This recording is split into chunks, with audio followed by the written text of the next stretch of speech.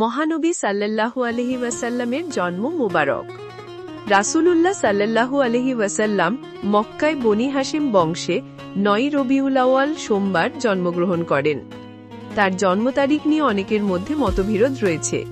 সেই বছরে হাতি যুদ্ধের ঘটনাটি ঘটেছিল। সেই সময় সম্রাট নওশেরওয়ার সিংহাসনে আরোহণের ৪০ বছর পূর্ণ হয়েছিল। জন্ম তারিখ ছিল ২০ বা ২২ এপ্রিল ৫৭১ ঈসাই সাল।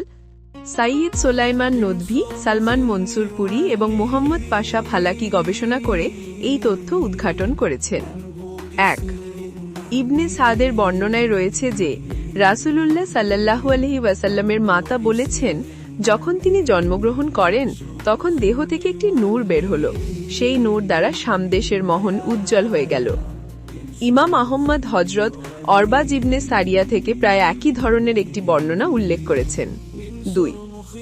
কোন বর্ণনায় উল্লেখ রয়েছে যে নবুয়াতের পটভূমি হিসেবে আল্লাহর রাসূলের জন্মের সময় কিছু ঘটনা প্রকাশ পেয়েছিল।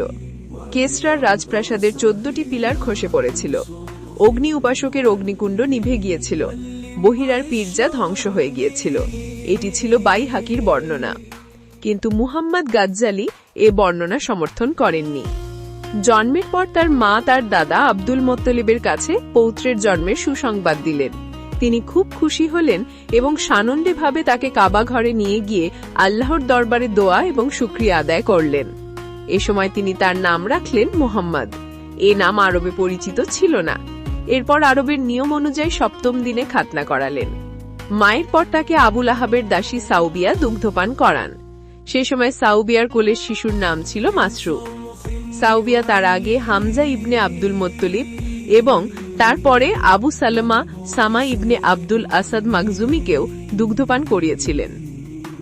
পরবর্তী পাঠ পেতে সাবস্ক্রাইব ফলো করে রাখুন।